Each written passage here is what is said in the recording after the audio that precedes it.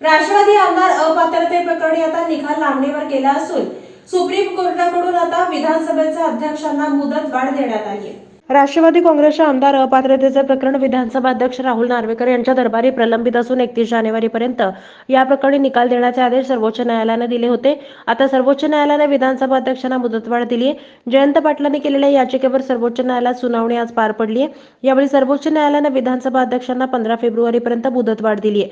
सर्वोच्च न्यायालयाचे सरन्यायाधीश डी.वाय. चंद्रचूड, न्यायमूर्ती जे.बी. पारदीवाला आणि मनोज मिश्रा यांच्या खंडपीठासमोर सुनावणी झाली। लाईव्ह लॉने या संदर्भातलं वृत्त दिले। 30 ऑक्टोबर 2023 रोजी सर्वोच्च न्यायालयानं विधानसभा अध्यक्षांना 31 जानेवारी 2024 पर्यंतच्या घटनेच्या 10व्या परिशिष्टानुसार निर्णय घेण्याचे निर्देश दिले होते। परंतु मुदत संपण्याच्या 2 दिवस अगोदर विधानसभा अध्यक्षांनी सर्वोच्च न्यायालयात 3 आठवड्यांचा अतिरिक्त वेळ मागितला। अजित पवार गटाच्या आमदारांना अपात्र प्रकरणी निर्देश सर्वोच्च न्यायालयानं विधानसभा अध्यक्षांना द्यावेत अशी मागणी करणारी याचिका जयंत पाटलांनी केली होती। या याचिकेवर सुनावणी घेताना तुषार मेहता यांनी मुदतवाढीची मागणी केली।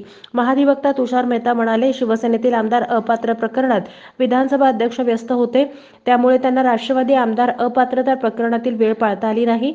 राष्ट्रवादी आमदार अपात्र प्रकरणी कार्यवाही संपली, परंतु अध्यक्षांना आदेश देण्याकरिता आणखी 3 आठवड्यांची आवश्यकता आहे।